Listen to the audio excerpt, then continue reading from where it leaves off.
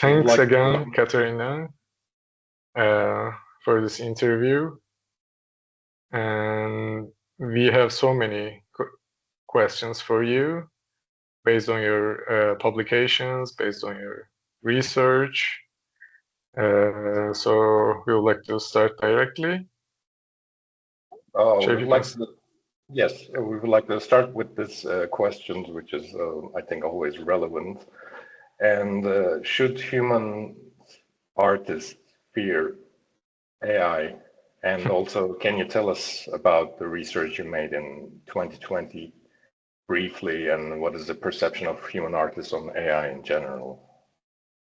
Yes, thanks for the question. Yeah, I think this is a question that is becoming more and more urgent to reply with the latest technological developments in artificial intelligence, with the last wave of generative AI. At the moment, in my research that I'm conducting at the moment, I mostly work with creative professionals, mostly who work in the visual and music sphere, and I see that there is a very dichotomous space at the moment. There are some creators who embrace the technology and actually see it as a way of empowering their own creative practice, and also that feel compelled and urged to use the technology because otherwise they might be left behind in respect to people who use it. And on the other side, instead, there are those who have a lot of resistance against the use of this technology because they are concerned about the ethical aspects, for example, regarding to credit attribution and copyright, but also the lack of authenticity and the possible risk of homogenization of content that the over-reliance of this technology might lead us to. So I did this research in 2020, as you were mentioning, when there was the first wave of first recent wave of generative AI, because generative artificial intelligence, there was already in the 70s and even before that. But this work that I've done in 2020 was mostly related to the period when generative adversarial networks were starting to be used in the artistic sphere. And generative adversarial networks are this kind of artificial intelligence deep learning models whose model architecture was and is structured in a way so that there is an internal learning process through competition between these two internal models, these two generative models in the system.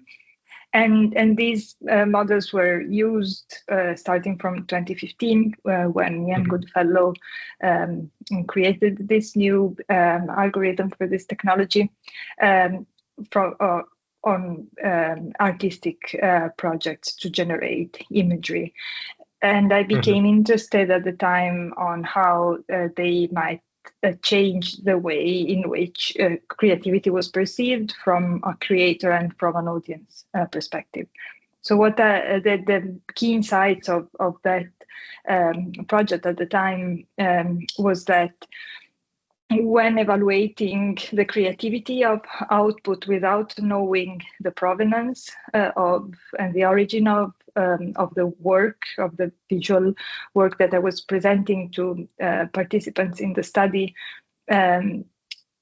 actually the artificial intelligence generated ones were received quite a lot of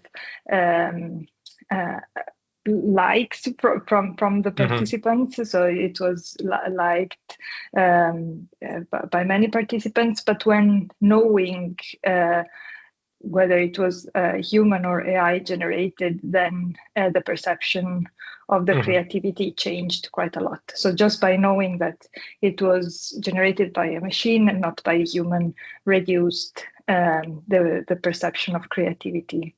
And I think this hasn't changed. So the knowing the process behind the creation of a product is still very relevant in perceptions of creativity.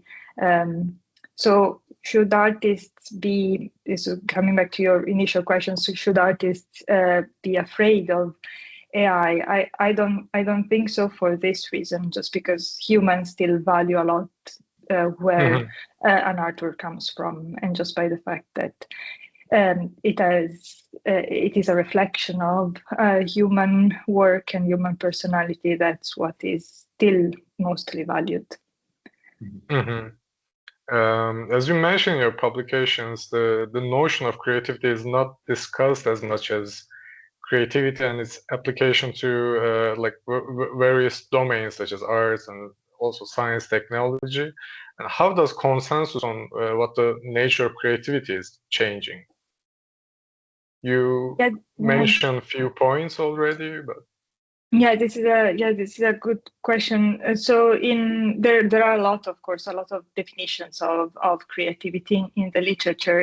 Usually one of the key definitions of creativity that is still used as a reference is that by the philosopher and cognitive scientist Margaret Boden. So this idea that creativity is so value, novelty, and surprisingness are three key features of what creativity and a creative product is.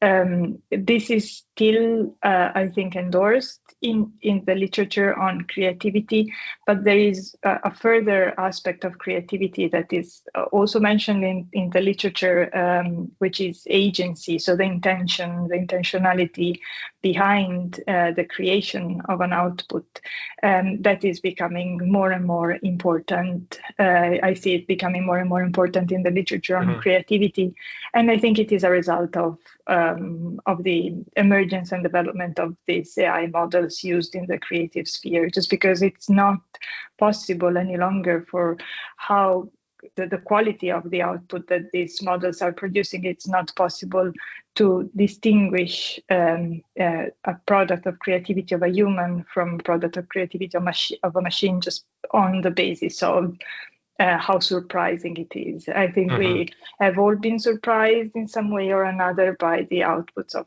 AI. So surprisingness and novelty are no longer enough to distinguish between what is human and what is instead machine created. So instead, intentionality, agency, but also the value, as we were mentioning, the value behind the creation, that's what still can help us distinguish it. So I see this shift in the literature in trying to find what are those features that can tell us whether this is human or machine creativity. Connected to this question, like, can AI be considered genuinely creative, or it requires intentionality? So I can speak for like my definition of creativity in the way in which I understand creativity and interpret creativity. Yes, agency is absolutely a central, a core feature of creativity. And so until we can say, I know that there is a lot of talk around AI agents at the moment. It's the buzzword of 2025. But agency is another one of those words that doesn't have a unique definition. So I still believe that we cannot attribute full agency to artificial intelligence. It's true that the decision-making power of these systems is growing with their technical developments. But still, I think, especially if we go back to the realm of creativity, what artificial intelligence models are lacking is what I call the capacity of knowing when to stop. So it is when a human painter starts painting a picture, when it is that they are stopping. They're stopping when they consider it done. And this is still something that yes, the artificial intelligence models are pre-programmed to stop at a certain point when probably it maximizes statistically the possibility of pleasing the user, but it's not a product of the intention of the system itself. Let's also talk about the collaboration aspect. I think in one of your papers with Solange Margarido, I think I pronounced it correctly or not, I don't know. Yeah. You explore human AI co-creation. So what do you see as the biggest challenge in designing systems that balance user and like system agency? Yes, so this is an area of research that is called the mixed initiative co-creativity area of research. That again is an area of research that started pretty much in around 2015, 2017 with a seminal paper in this area, in the area of computational creativity.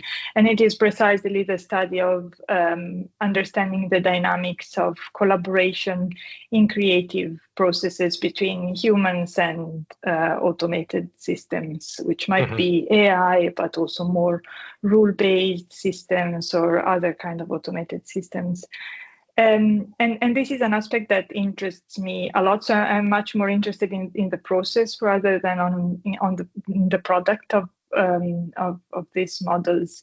And so there are maybe a couple of difficulties when approaching this area of research. One is that, of course, the agency of the system, so that the decision-making power of the system is slowly shifting towards the artificial agent side, just because of the increased capabilities of the systems. If we think of text to content models that we mainly access today, like text to image models, but also large language models like ChatGPT or other large language models, the agency that the user has is not much, because we are just limited to giving a prompt using natural language, which is much less fine-grained than what a human creator might instead do when drawing or when making music or when doing any other kind of creative practice. So in this sense, the agency is shifting towards the machine side. We are not able to control many aspects of the process itself. And this can be problematic, both because we cannot control the output, so it can lead to unexpected results and sometimes biased or even dangerous results. And on the other side, instead, from a more psychological point of view, there is the risk of users and creators losing their sense of agency and control over the process. And over time, with the future generations who grow up using these systems, what does this mean in terms of de-skilling and over-reliance on these systems? So yes, again, this is, I think, the mixed initiative co-creativity area is another example of one area of research that started before the current wave of generative AI that is having a lot of hype, but that is absolutely relevant and key to addressing some of the concerns that we have with current AI models. Yeah, do you think, how should the authorship be understood in AI-curated, AI-generated collaborative art? Like, who is the author and how can we understand it? Yeah, this is one of the other very thorny issues that we need to confront ourselves with now. So I'm in the UK. I'm based in Scotland, in Edinburgh, and the UK government this year in 2025 opened a consultation on a possible change in the copyright law, addressing precisely the theme of copyright and credit attribution in these systems. So what they were proposing was a balance between the innovation and enabling technological development, and on the other side, not taking away too much credit and power to creators.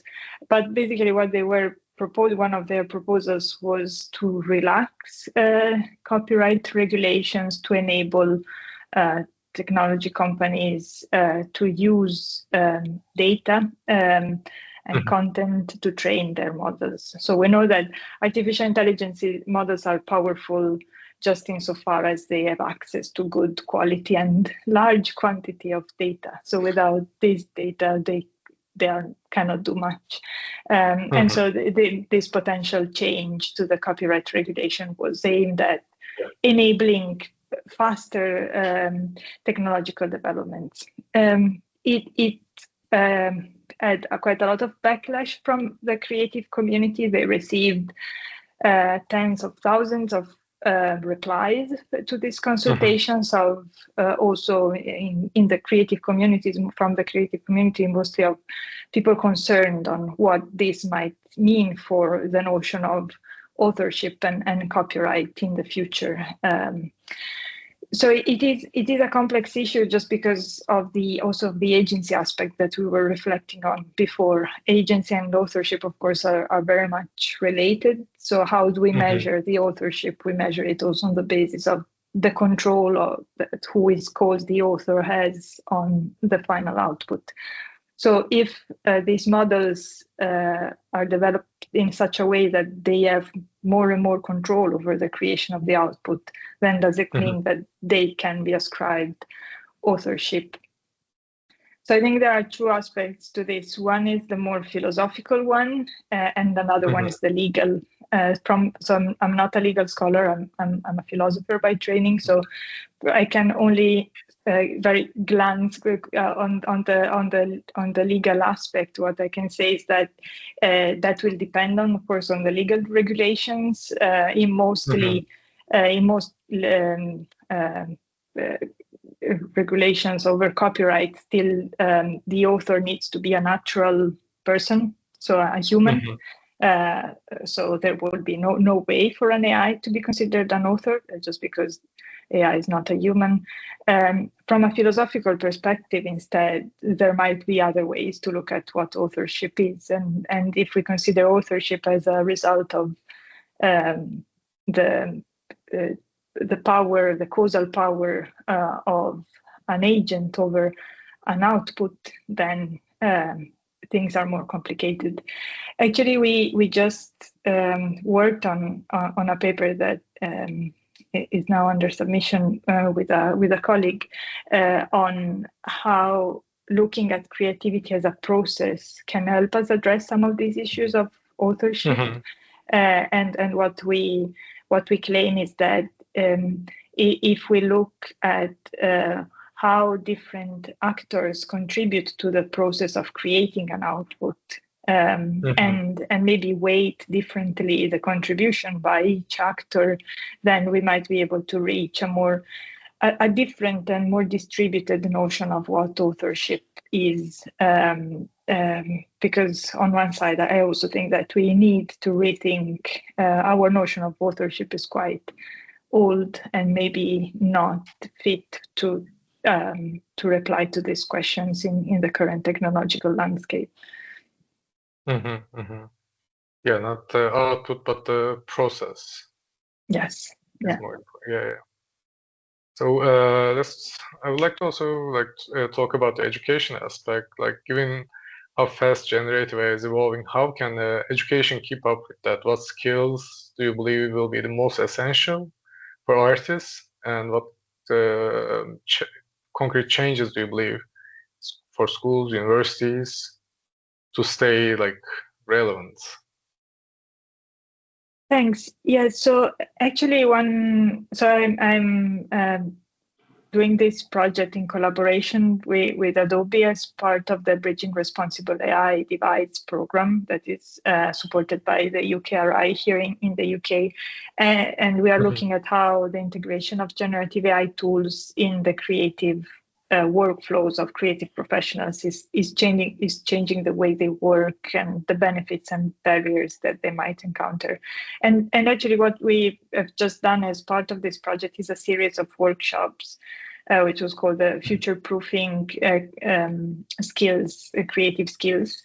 And it was exactly aimed at understanding what are the new set of skills that creative creators need to develop to use this technology in an effective but also responsible way. And we did this series of workshops, were 4 workshops, and each workshop was aimed at a different category of creators. So from early career professionals and students up to creative managers. And I think that, so it was very interesting because having these 4 workshops with similar structure, but with different communities joining, helped us also understand how the skills and the perception of the education system and how it is supporting them changes across different levels of the career of a creator. And what was particularly, so we've just finished them, so we still need to analyze the data, but a very first impression just by participating in and hosting these workshops is that younger generations seem to be much more scared, but also pessimistic in respect to the use of this technology, which might be counterintuitive.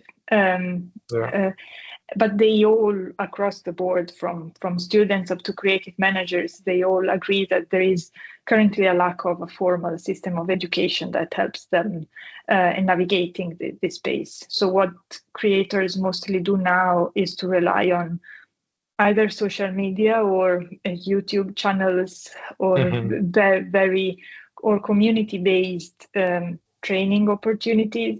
But the struggle is that this technology is changing so fast that it quickly becomes outdated as a training.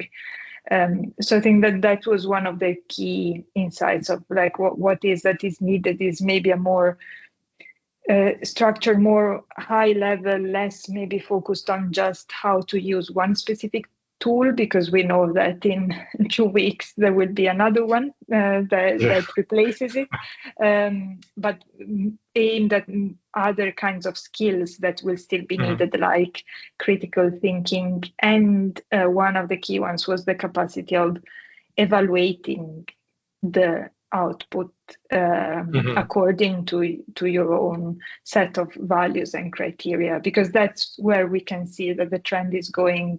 Also, creators now need to also be able to curate the output that is generated by these systems and not just to create it. So it's a different kind of skills that they need to develop.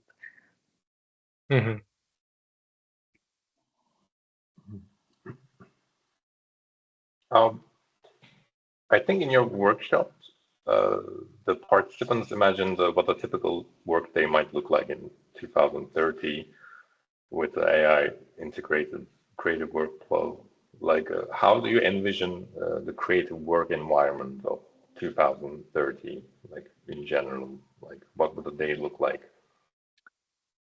Yeah, so again, I think this was also an interesting aspect of the workshop. I think what we noticed is that different categories of creators have